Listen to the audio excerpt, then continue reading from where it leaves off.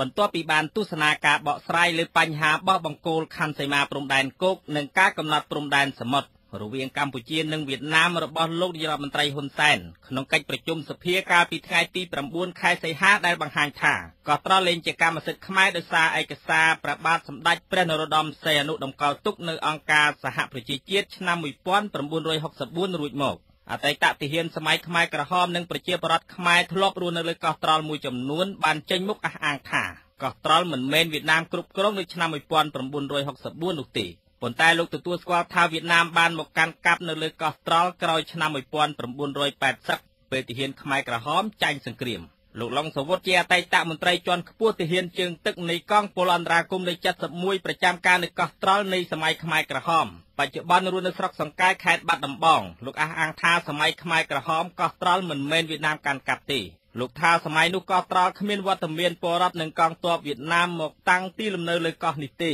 ព្រោះត្រូវកងទ័ពខ្មែរក្រហមយកធ្វើជាបន្ទាយការបាត់កោះត្រល់គឺបាត់ឆ្នាំយូរលំដោះមកគឺឆ្នាំ84 85នេះឯងព្រោះកងយើងខ្ញុំច្បាស់ហើយនៅលើនឹងព្រមទាំងមានកងទ័ពខ្លះទៅដាក់មីនដាក់អីរាយ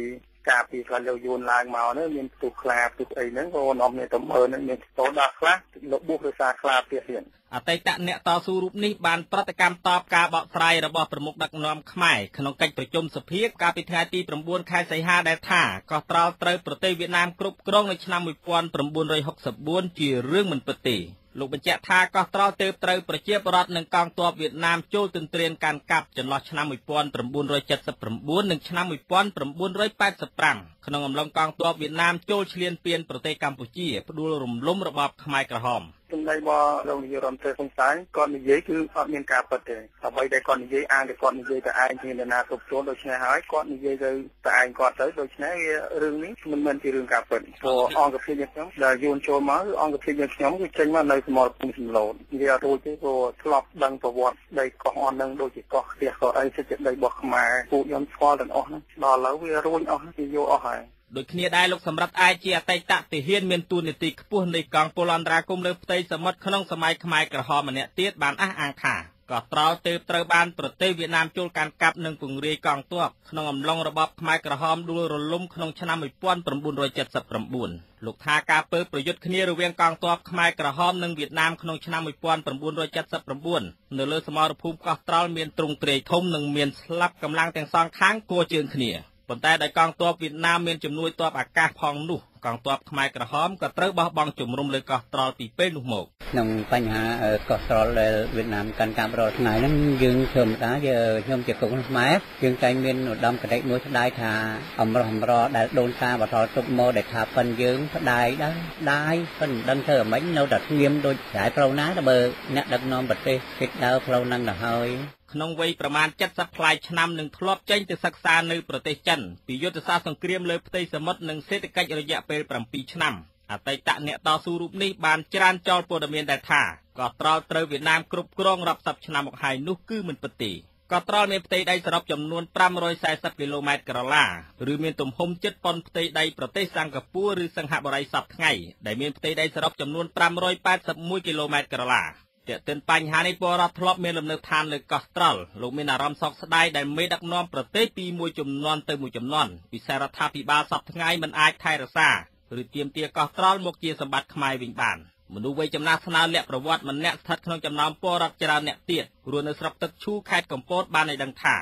មានពលរដ្ឋប្រមាណ20គ្រួសារបានបង្ខំចាកចេញពីលំនៅឋានធ្លាប់រស់នៅលើកោះត្រល់និងប្រជុំកោះក្បែរនោះលោកថាមូលហេតុនាំឲ្យពួកគាត់បង្ខំចិត្តចាកចេញពីលំនៅឋានធ្លាប់រស់នៅក៏ព្រោះតែអាជ្ញាធរវៀតណាមធ្វើទុកបុកម្នេញនិងពួកគាត់បដិសេធបញ្ចូលសញ្ជាតិវៀតណាមលោកថាពលរដ្ឋប្រមាណ20គ្រួសារបានចាកចេញពីកោះត្រល់និងប្រជុំកោះក្បែរនោះក្នុងអំឡុងឆ្នាំ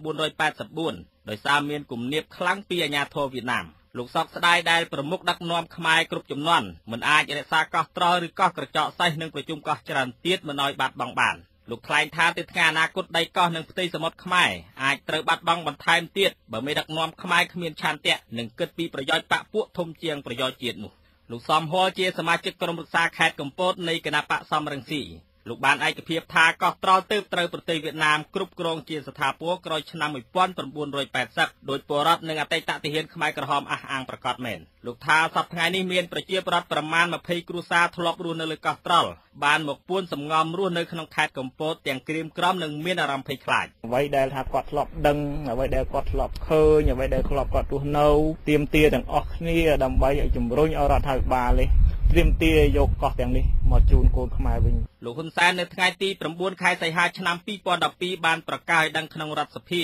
ពីមូលហេតុនាំឲ្យកោះត្រល់លែងជាកម្មសិទ្ធិរបស់ខ្មែរដោយសារតែឯកសារព្រះបាទសម្ដេចព្រះនរោត្តមសីហនុតម្កល់ទុកនៅអង្គការសហប្រជាជាតិនៅឆ្នាំ1964លោកថាកោះត្រល់លែងជាកម្មសិទ្ធិខ្មែរនៅឆ្នាំ1939ដែលកាលនោះអគ្គទេសាភិបាលឥណ្ឌូចិនរបស់បារាំងលោកព្រេវីយេបានដាក់កោះត្រល់ឲ្យស្ថិតនៅក្រោមការគ្រប់គ្រងដោយវៀតណាមឬកូសាំងស៊ីននៅឆ្នាំ1949កូសាំងស៊ីនដែលជាទឹកដីកម្ពុជាក្រោមត្រូវបានបារាំងប្រគល់ទៅឲ្យប្រជាបោដៃនៃប្រទេសវៀតណាមក្រោយមកនៅឆ្នាំ1964សម្ដេចព្រះនរោត្តមសីហនុបានយកផែនទីខ្សែព្រេវីយេឆ្នាំ1939យកទៅតម្កល់នៅអង្គការសហប្រជាជាតិនិងស្នើឲ្យអន្តរជាតិនិងប្រទេសសម័យទទួលស្គាល់ខ្សែបន្ទាត់ព្រំដែនសមុទ្ររវាងកម្ពុជានិងវៀតណាមខ្ញុំសូមលើកឡើងនៅជំហរដ៏ត្រឹមត្រូវនិងភ្លឺស្វាងមួយរបស់ព្រះករុណាសម្ដេចព្រះនរោត្តមសីហនុដែលព្រះអង្គបានបញ្ជាក់នៅក្នុងបរិជ្ជសារចុះថ្ងៃទី27ខែកញ្ញាឆ្នាំ1999ថាក្នុងប្រវត្តិសាស្ត្រកម្ពុជាទឹកដីកម្ពុជាក្រោមទាំងមូលបានបាត់បង់រួចទៅហើយបន្តមកកោះត្រល់ដែលវៀតណាមឲ្យឈ្មោះថាហ្វូកូកនោះនិងកោះមួយចំនួនដែលស្ថិតនៅខាងត្បូងខ្សែបន្ទាត់ព្រេវីយេក៏បន្តបាត់ទៀតដោយសារសារាចររបស់លោកអគ្គទេសាភិបាលបារាំងថ្ងៃទី31ខែមករាឆ្នាំ1939លោកហ៊ុនសែនព្រមានថាកោះត្រល់មិនមែនបាត់បង់ក្នុងសម័យគណៈបកប្រជាជនកម្ពុជាកាន់អំណាចដោយមន្ត្រីបកប្រឆាំងនិងសង្គមស៊ីវិលមួយចំនួនចោទប្រកាន់ទេប៉ុន្តែការបញ្ជាក់របស់លោកហ៊ុនសែនត្រូវបានលេខាផ្ទាល់សម្ដេចព្រះនរោត្តមសីហនុគឺព្រះអង្គម្ចាស់ស៊ីសវត្តធម្មមីកោនិងទីប្រឹក្សាព្រះមហាក្សត្រសម្ដេចព្រះបរមនាថនរោត្តមសីហមុនីគឺលោកសឿនស៊ូប៊ែប្រតិកម្មថាកោះត្រល់និងទឹកដីដែលកម្ពុជាបាត់បង់ទៅឲ្យប្រទេសវៀតណាមមិនមែនផ្ដើមពីផែនទីសម្ដេចព្រះនរោត្តមសីហនុតម្កល់ទុកនៅអង្គការសហប្រជាជាតិដោយលោកហ៊ុនសែនអះអាងនោះទេកោះត្រល់មានចម្ងាយ5គីឡូម៉ែត្រពីកោះសេះមានចម្ងាយ15គីឡូម៉ែត្រពីឆ្នេរសមុទ្រប្រទេសកម្ពុជាភាគខាងត្បូងនិងមានចម្ងាយ45គីឡូម៉ែត្រពីខេត្តហាទៀងប្រទេសវៀតណាមដែលនាយកវិទ្យុអាស៊ីសេរីទីក្រុងភ្នំពេញ